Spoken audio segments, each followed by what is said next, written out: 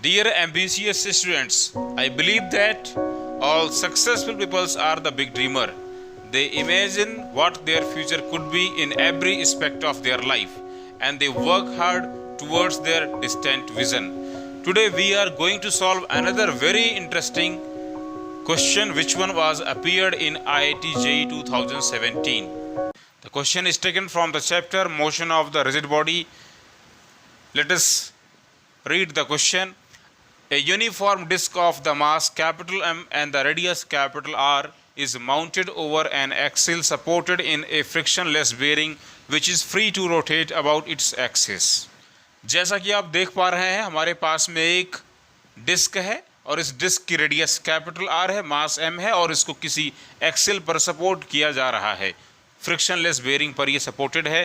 अब ये कह रहे हैं a string is wrapped over its rim and a body of the mass small m is tied to the free end of the string as shown in the figure.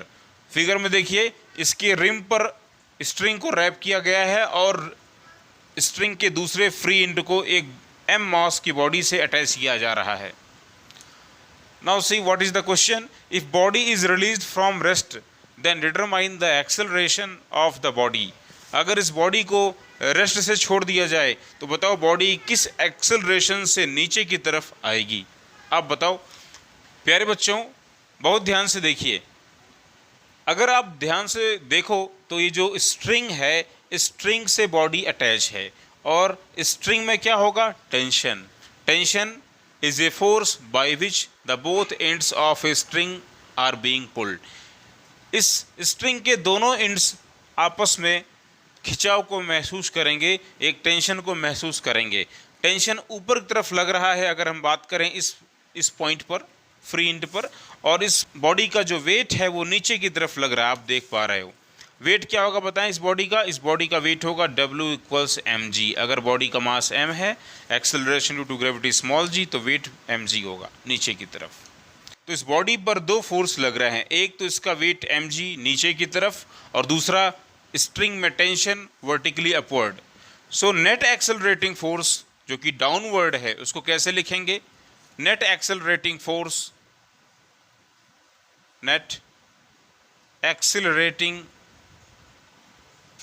Force हम कैसे लिखेंगे बताएं? Effective force that is mg minus tension T equals mass of the body into acceleration produced m into a, Newton's second law of motion. Resulting force is the product of the mass and the resulting acceleration. है कि नहीं? चलिए हमें यही small a तो पता लगाना है और अगर हमें स्मॉल a को फाइंड करना है तो हमें पहले टेंशन T को फाइंड करना पड़ेगा। अगर आप ध्यान से देखो, विचार करो, जैसे जैसे डोरी खुलेगी तो ये हमारी डिस्क क्या करेगी? रोटेट करना स्टार्ट कर देगी, क्योंकि ये अपने एक्सिस के अबाउट मोशन करने के लिए फ्री है। तो जब ये रोटेट होगी, ये ऐसे रोटेट हो रही होगी। डिस्क अगर रोटेट कर रही है तो इसको रोटेट कराने वाला कोई ना कोई तो टार्क होना ही चाहिए। आप जरा बताओ इस डिस्क को कौन घुमा रहा है?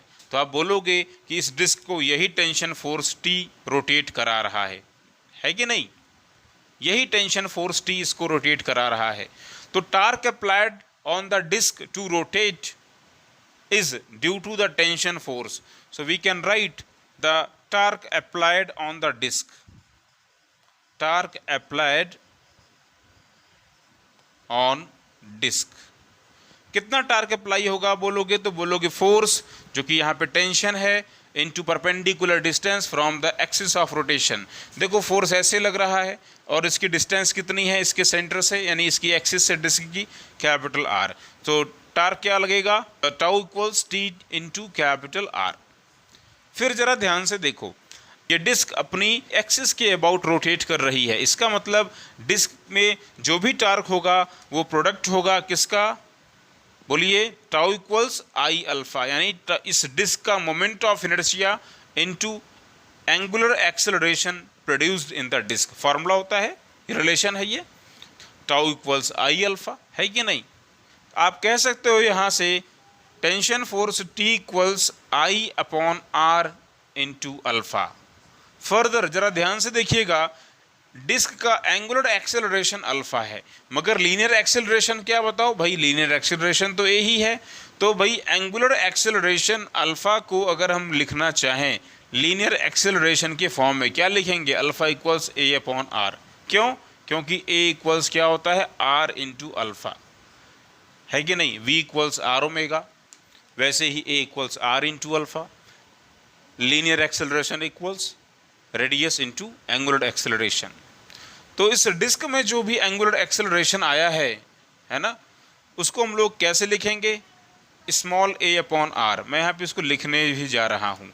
मोमेंट ऑफ इनर्शिया कितना होगा जरा बताओ इस डिस्क का, तो डिस्क का इसके एक्सिस के अबाउट मोमेंट ऑफ इनर्शिया होगा m are square by two, capital M are square by two times of small r, ये हो गया, इंटू अल्फा की प्लेस पे हो जाएगा small A upon are.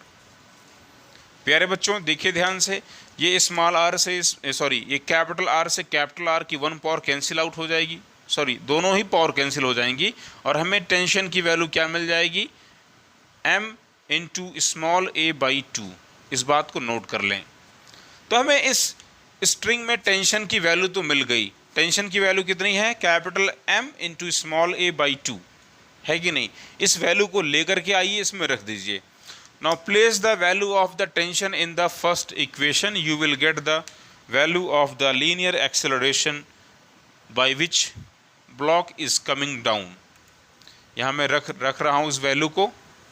Placing the value of the tension T here in the relation 1, we can say mg equals T plus ma, or we can say mg equals T equals capital Ma by 2 plus small m into a, or we can say 2 times of small mg equals m plus 2 times of small m within bracket into small a, or we can say the acceleration small a equals 2 times of small mg upon capital M plus 2 times of small m.